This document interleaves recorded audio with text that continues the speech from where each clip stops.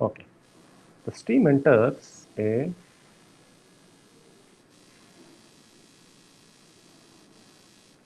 four-stage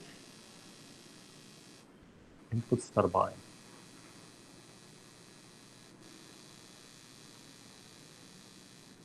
At 20 bar and 310 degrees Celsius. So this means that's the degree of so it is a superheated steam, and the exhaust at 1.35 bar. This should be very close to your atmospheric pressure. Dry, saturated. And that's it. This is the condition. Okay. If you consider, see, estimate. We have to estimate the stage efficiency. Estimate the average stage efficiency and reheat factor.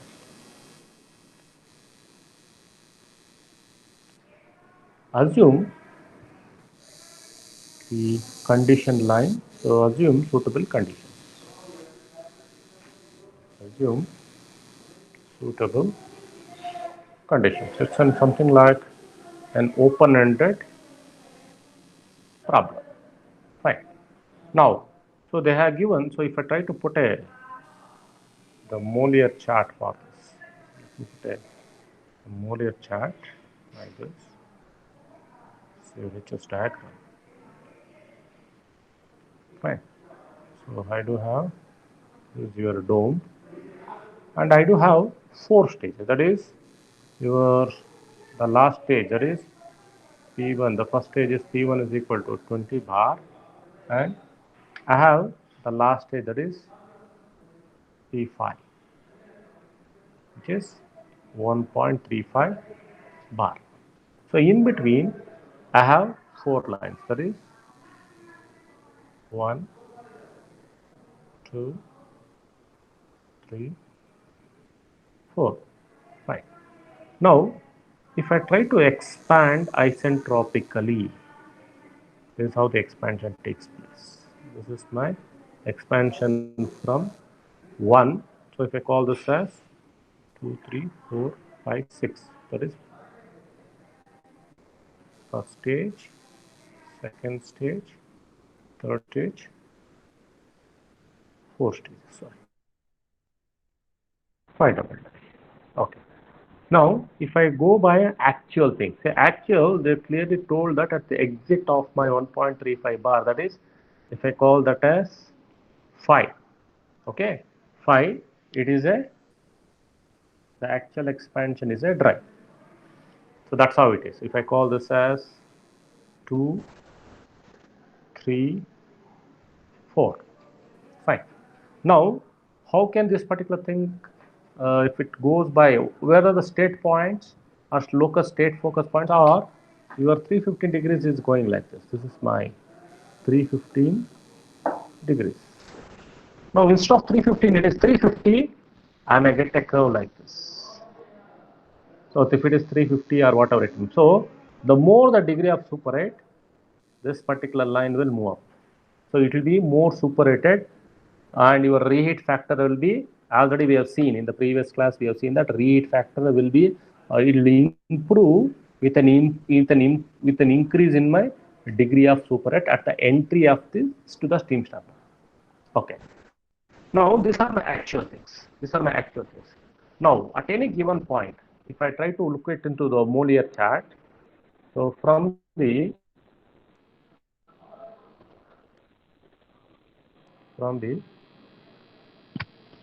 Mollier chart, from the Mollier chart, what is the isentropic enthalpy drop? That is H1 minus H5 dash, H5 double dash. Okay.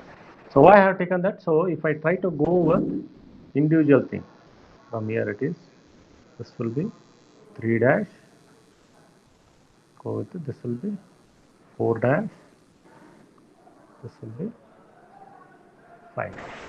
Okay, these are the stage isentropic expansions.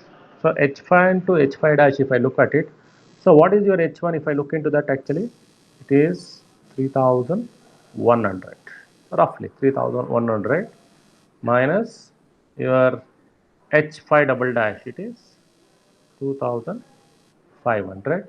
So this becomes around 600 kilojoules per kg. So as the condition of steam at the end is dry and saturated, so I have to able to join it. Suppose if this would have been somewhere around 0.9 or 0.95, this line would have come inside. Somewhere here I would have got it. Somewhere inside I would have got it. Okay. Now, what is my internal efficiency? So if I like to look into the internal efficiency, okay, this is equal to your, already we are told this is delta Hi divided by delta H isentropic. What is delta Hi? What is delta Hi? I need able to get. See, delta Hi means H1 minus H2 plus H2 minus H3 plus H3 minus H4 plus H4 minus H5 divided by, this is H1 minus H5 double dash. Okay, this is your the internal efficiency which already we have defined. Now at any given point, draw an horizontal line on your Moliere chart. H1 already you know at 3100, H2 you will get it.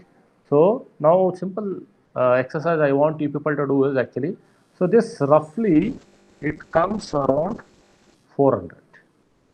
I want you people to verify this H1 minus H2, H2 minus H3, H3 minus H4, H4 minus H5 using your Moliere diagram. So 400 divided by 600. Fine. So I'll be getting my efficiency. It is 2/3. It is 66.67%. So internal efficiency, the internal efficiency is around 66.67%. What is the stage efficiency? Already we have seen that my internal efficiency is equal to, so already we have seen that internal efficiency is equal to, or internal efficiency by reheat factor is equal to stage efficiency, or reheat factor into your stage efficiency. Okay. What is the reheat factor? What is the stage efficiency? The average stage efficiency. Okay. Now, what is the reheat factor? The reheat factor you have to see. Now, internal efficiency I know. Internal efficiency I know. Then what should be the cumulative heat draft? What should the reheat factor? So here you have to make some assume the conditions. You have to choose the reheat factor depending upon, see, the reheat factor has to be, see, the reheat factor has to be chosen depending on the condition of the steam, depending on the condition of the steam at the inlet. Okay. Now let's go to the graph what we have discussed. Yeah. Look at this graph. Now just I gave an example. It is, so inlet is around 15 bar or 20 bar, whatever it may be. As I told that, as my degree of superity is increasing, my RF read factor will be a higher number. Gradually one is nothing but It should be more than 1. Now, I need to make a reasonable assumptions. If I make a reasonable assumptions, so that I get a stage efficiency. Whether the stage efficiency should be more than your internal efficiency? No. See, there are two things. Your reheat factor multiplied by stage efficiency will be your internal efficiency. Okay. Now, let's come back to this particular problem. Okay. The internal efficiency already we got 6.67 percentage. Now, if I make an assumption, a reheat factor as some 1.2, what will happen to your stage efficiency will be low. So, a reasonable number is around 1.05, 1.1, 1.1 to 1. A reasonable assumption for a superheated condition is between the reheat factor between 1.05 to 1.15. So this I can choose if my delta T superheat very high. This I can choose if my delta T superheat is around low 40 degrees or 50 degrees like that. If it is very high, if my degree of superheat is around 400 degrees, 500 degrees, then I can go for beyond one. So this is the technique. If my delta degree of superheat above, say what is this delta superheat actually? Delta T superheat is equal to T superheated temperature minus your saturation temperature. Now if I look at the 20 bar, so what is my saturation temperature? For 20 bar saturation temperature is around 260. So now for this condition, if my degree of superheat, if I look at it actually, so 350 means around 50 degrees. So if the reasonable assumption will be around 1.05.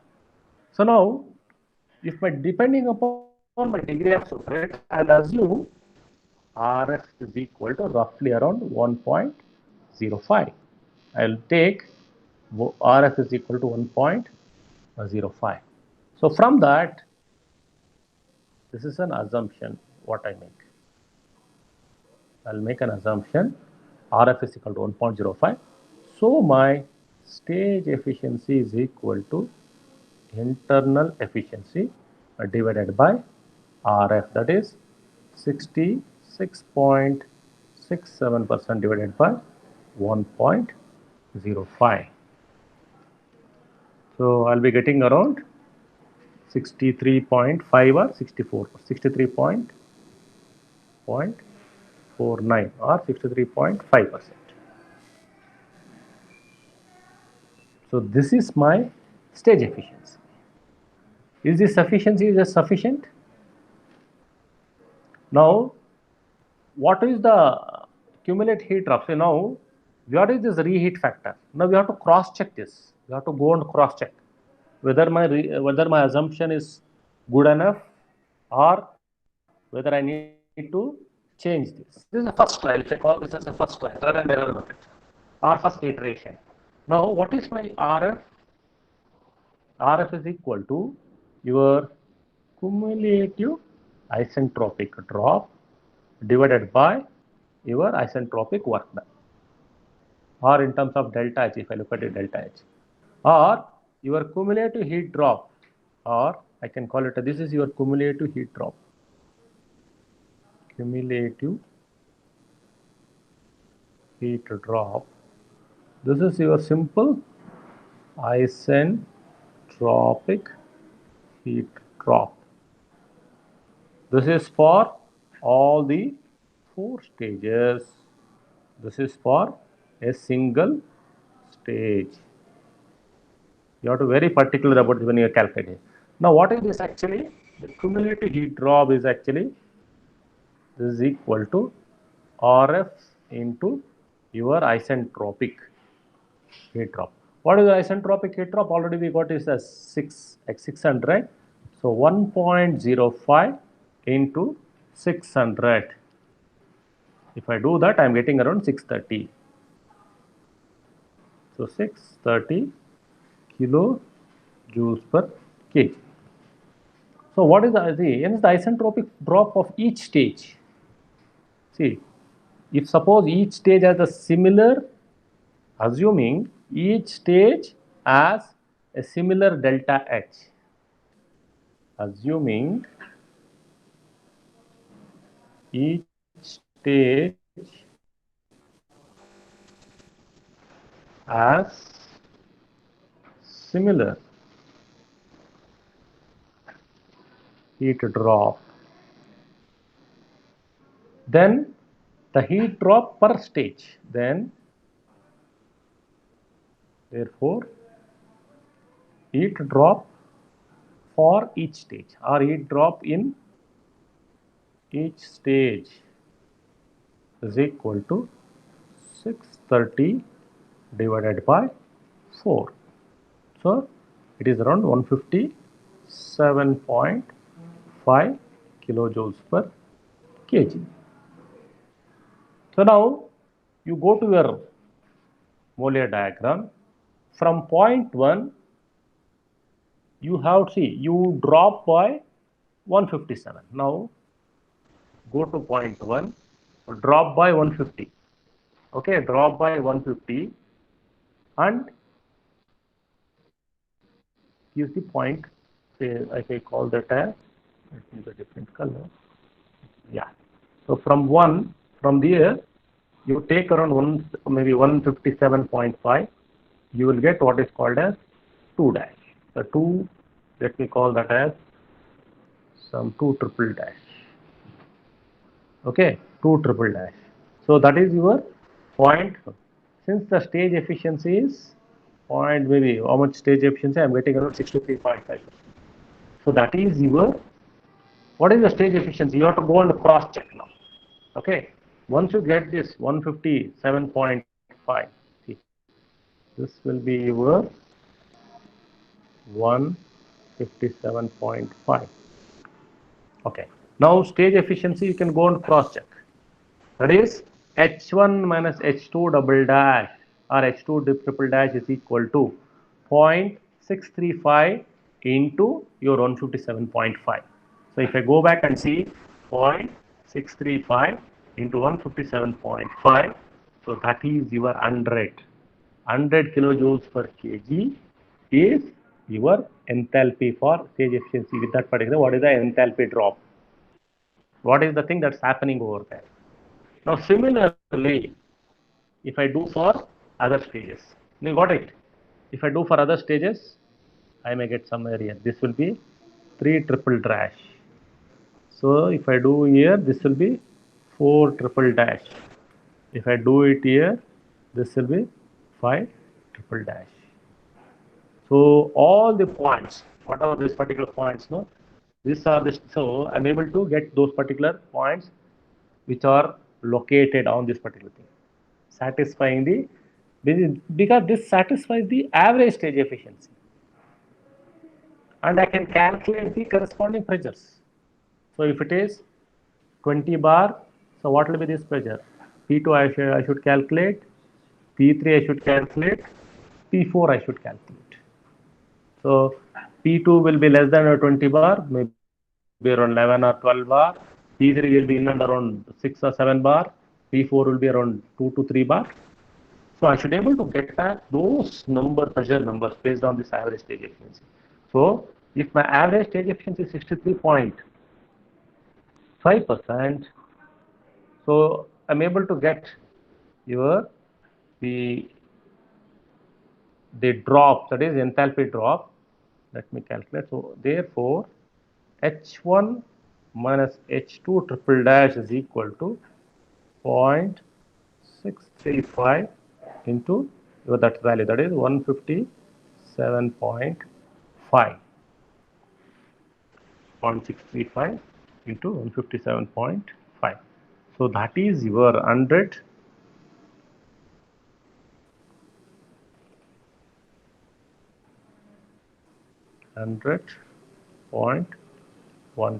So H1 minus H2, sorry. H1 minus H2, yes, H1 minus H2. So as I'm getting this particular point, I'll be able to eat this particular thing. So this will be H1 minus H2 will be getting. So similarly, Similarly, we can calculate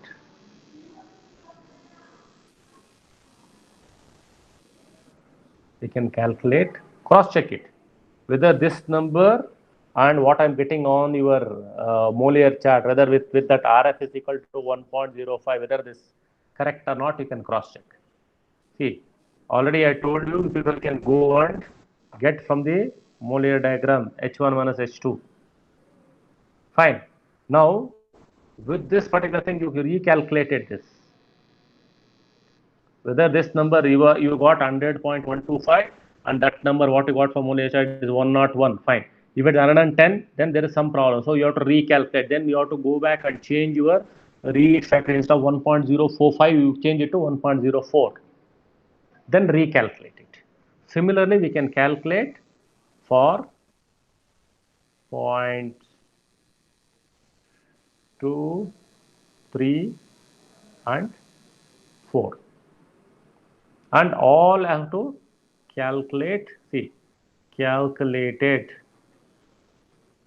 based on the average stage efficiency. What is that average stage efficiency? Which is 63.5%. And then calculate the stage pressures. Calculate the stage pressures.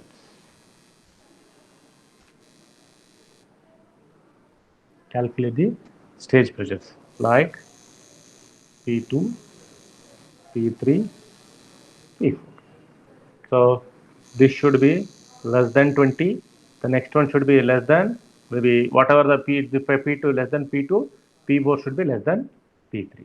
So that's how it should be decreasing. Maybe 11 or 12, 6, around 3 because exit stage is 1.35. That's how you should be able to do this particular phenomenon. So why I took this particular because this is like a open end kind of because we are next stage we are moving towards designing a steam turbine. When you're going for designing some of the factors, reheat factor, your heat drop, all those things, I should make some assumptions and how those things are calculated. Okay. Now this is about it. Any clarifications? Any doubt?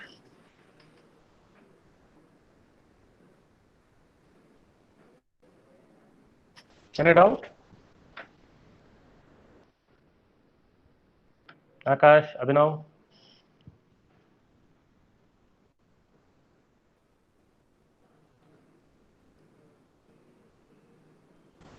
No, sir. Okay, fine. Abhinav? Praful? No, sir. No, sir. Fine. So shall we proceed? No, this is a technique. Already this problem is solved actually. In 12.8 it is solved, I think, in your RADO book. But he has not told how to go ahead. He has not told anything about how to solve this particular problem. But I'm teaching you the technique how to solve this particular problem. Okay?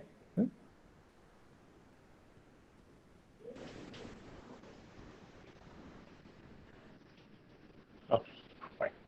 Now, we'll proceed with the topic. We'll proceed with the topic, what is called as increase in isentropic heat drop. Increase in isentropic heat drop. Due to, that is the effect of friction.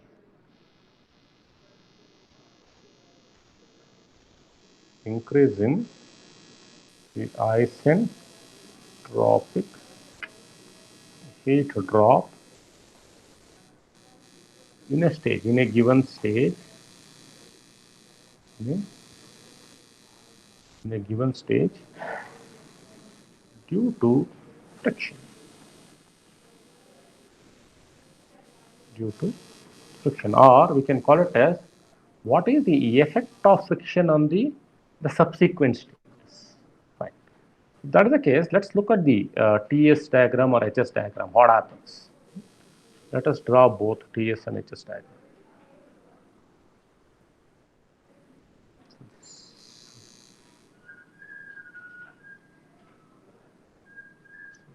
This is my TS diagram. And this is my HS diagram. Okay, so you have a dome like this, HS diagram, and you have a dome like this in case of a TS diagram. Let's take 2 stages or 3 stages. Let's take 3 stages. Fine. Now, in case of a TS diagram, what we have is actually all the temperatures are in the dome, within the dome, they are all constant temperatures. Okay, 1, 3. Let's go with 3 stage. That's all. Okay, how it comes from the top, it will be coming like, this. Right? And how do they go out actually? It will be going like. They are all going like, because the temperature, this is how your temperature. Now, if I call this as T1, T2, T3, T4, first stage, second stage, third stage. So similarly, let me put it on the HS diagram. One stage, two stage, three stage. So this is the stages 1, 2, 3, P1, P2, P3, P4. Now let us try to expand the steam. Okay. Now, if you are expanding from the dry condition, so you have an option either you can expand from the dry condition or from the superheated conditions. Suppose let's assume that I am expanding from the dry condition. So isentropic expansion will be like this. The expansion will be like this. So if there is a friction, what will happen? So if I look into the previous stage, the effect of friction will be something like this. Fine. The friction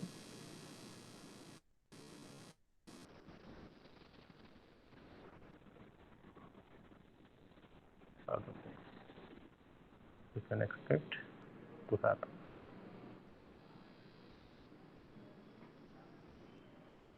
Okay, these are the things. Now, the previous, if there is a friction in the previous stage due to some kind of an rubbing action of the molecules or whatever it may be, this will try to increase the entropy. See, this is my entropy. If I call this one a small incremental change in the entropy. Why? We know that. See, what is your del Q? We know that. What is your delta S or whatever it may be? We have this. Delta S is equal to your del Q by T. We know this. So, whenever there is a small increase in the corresponding T, so what will happen? Your del Q is equal to T into delta Ts or delta S. This incremental change I can replay. I can see on my that particular whatever the T into Ts. This is a small increment. I call it delta Q1 or delta Q1. So in this particular process, delta Q1 will be equal to delta H1. In this particular constant pressure process, we have seen that the del Q will be delta H. So I could see that a small incremental change in my delta H1 here. So similarly, if it is in the second, this is in the third, I could see the corresponding change in delta H2 and delta H3.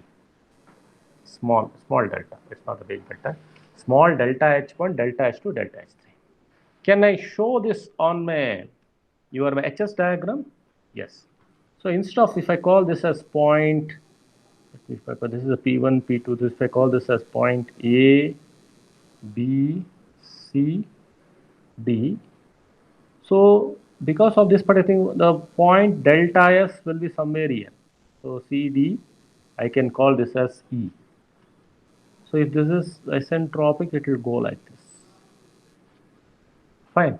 This will go like this. It will go to a point F, and this value will be small delta S1. As I told, this is delta S2, this is delta S3. So it's a small quantity. I'm trying to show it a little bit bigger, but the small quantity, delta S. That is for the first stage. Now what will happen for the second stage? The second stage, this will increase by a small amount. So a small amount, I could see there is small delta H increase. So small delta H increase is somewhere here. This particular thing I can call E to F. So this is F actually. This is F, and because of this, what will happen? A small. Because of that, I could see there is a small change in the pressure. Okay, this is your what I told, no, delta H. I'm trying to show little blown up kind of a thing. Small delta. It was supposed to come to F, but it will be at F dash. This is your small delta H1. Small delta H1. Now, because of this, what will happen? This will expand from this particular point. This is a small delta H1. Now, similarly, if I try to show at point 2, if I try to show at second stage, this will be somewhere this particular point. So, from this particular point, it has to expand. The small incremental delta H, because of this small slight increase in the pressure. So, my pressure changes. Could see. I'm trying to show a little big actually, but it's a slight increment. Instead of maybe if it is 1.2, increment will be 1.25 or whatever. Slight increase in my that particular thing. So it will try to expand from this. So it will try to expand to this particular point. Fine. It will go like that. Then it will expand like this. So what are these actually? These are my delta H2. So this is my delta H3. So because of this friction, I could see there is a small increment in my delta H or heat. So it may be one stage or first stage, whatever it may be. So this is called as frictional reheat. And this is called as frictional reheat. Called as frictional reheat. It happens in multiple stages. So this was, if I call this as maybe between 2 points, if I take A, B, or C, D, or whatever it may be, and this happens because of a fractional change in your maybe your enthalpy increase, and it is related by your delta S or gain in entropy due to friction. So your delta Q, or I can call it as your a small change EF, EF, G, okay, let me call that as H, G minus HF. So that's a small reheat. This is a small reheat that's happening because of the small incremental friction. The small reheat, this particular thing. I'm looking at this particular thing. So that's equal to, depends on your, what is happening between A and B. So that is related by a small increment. You have a stage efficiency. That is, it is 1 minus the stage efficiency into your HA minus your HP. So what is the small increment? What is the small increment? So if it is stage efficiency is 65% or 70%, so 0.3 times of that particular enthalpy drop is I could expect the fractional reheat. Okay. Now, what will be the corresponding delta S? So what is the gain in entropy? The gain in entropy, if I call that a small delta S1, this will be your fractional reheat, that is 1 minus the stage efficiency into HA minus HB divided by that particular temperature. Let it be T1. Yeah, it is That is T2. It is T2. So what's happening at the exit that particular temperature? T1 or T2, that particular temperature. So this is the gain in entropy due to friction. This is the gain in entropy due to friction. So is it advantageous? This will, what is the effect of this particular? So because of this particular effect, actually I could see the steam at the exit or steam at exit of each stage will be more drier, or it will be near dry. If suppose it would have come out as a wet steam, but because of this local reheating or frictional reheating or the gain in entropy, the exit of the steam will be more drier. And all this happens because of the state locus point, what I have told. On the actual expansion curve, this happens. Okay. Now, maybe the last topic for today, we'll look into that. We have something called as a correction factor. We have a correction factor for exit velocity or terminal velocity. Okay, what it is actually. So whenever I speak of the fluid getting expanded, that is steam getting expanded on HS diagram, if I put an HS diagram like this, let's take a single stage. This is my a dome, and I have a high pressure like this, and I have a low pressure like this. So expanding from P1 to P2. So depending upon the condition of the steam, it is superated from A to B. So if my actual expansion, it is somewhere it is wet or whatever it may be. If I call that as C, fine. Now this is your actual, see, what is your actual delta H? Your actual delta H, I call it as, it is HA minus HC. HA minus HC. But what will happen? See, there is some kind of energy that's exiting. So if suppose the fluid is supposed to be at zero velocity at C, see, if it is theoretical, this is your thing which we try to take as an actual expansion. If the velocity at C2, it is not 0, or C, sorry, velocity at C is not 0, then what we need to do? In that case, so what will happen actually? If I try to draw a line, there exists a small kinetic energy here, delta Ke, which is equal to your V2 square. If suppose V1 is the inlet velocity, this will be V2, so this will be V2 square by 2. Then what will happen to your delta H? Delta H gets reduced. So if I call that as delta H1, if I call that as delta H1, so it will be, if I call this point, this particular point, so if I try to move up, actually what is that particular point? Okay, let me call that as D. So your delta H1 will be HA minus HD. Then what will be your delta H actually? So in that case, delta H is equal to delta H1 plus your V2 square by 2.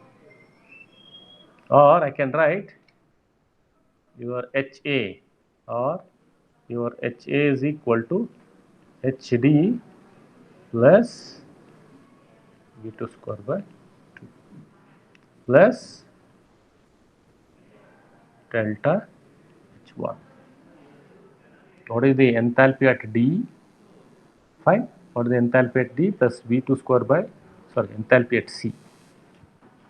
enthalpy at C plus V2 square by 2 plus HA minus HT. If you're able to do this, I'll be able to get my enthalpy at A.